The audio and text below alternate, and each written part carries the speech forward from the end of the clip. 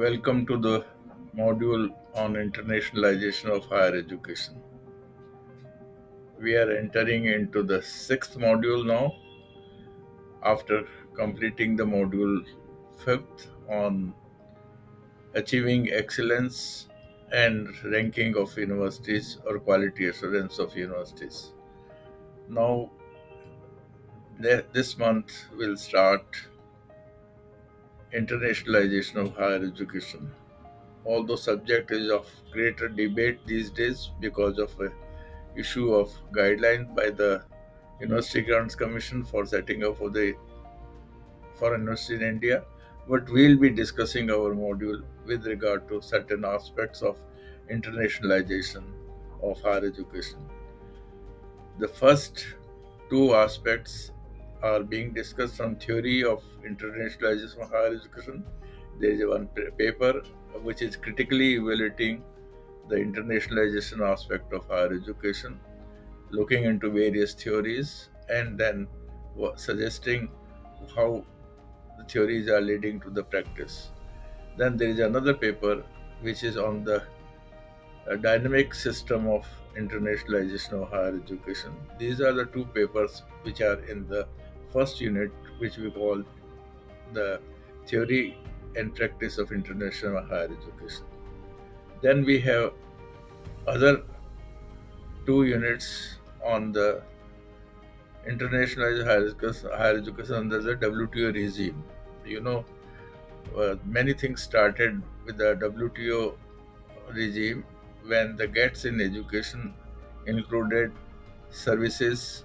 19 among the 19 services, education is one of the services for trade in education. So there were a lot of debate.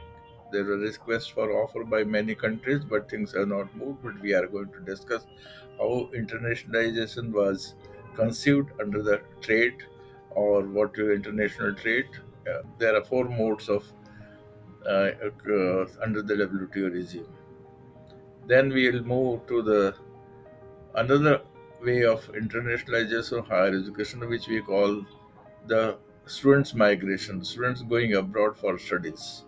And there is a lot of newspaper reports also why students are going for higher education abroad. India is one of the biggest country which is exporting students for to US uh, along with the China. In fact, earlier China used to send students for studies abroad, but now India is sending more number of students for study abroad. Not only one sector which is going for education in the developed countries like USA, UK, Australia, and other things. There is other sector where the students are going for studies abroad. You have already noticed some of the medical students going to Ukraine, Russia, as well as China.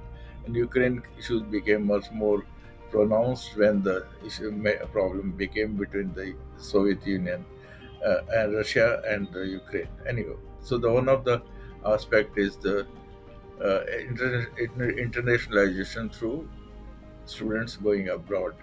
We have two papers on this aspect. One paper is by Dr.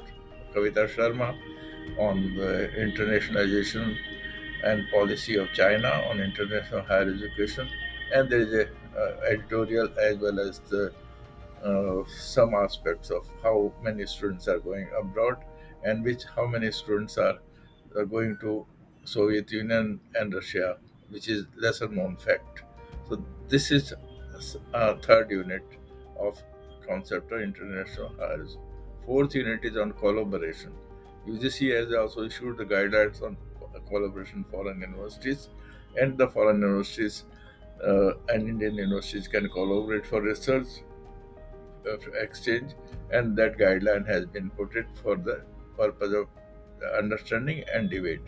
And the next unit is about the setting of foreign universities in India. So these are the five units for this module, and I welcome you to the module and have a debate, discussion, go through the module, and then let's see what is our conclusion. Particularly, the most debated issue is the setting of a foreign university in India, and I would request the participant to go through it, make your views, and then share your views with the other participants and peer group or with the experts as and when we call for the meeting. Thank you very much and welcome for the module on internationalization of higher education.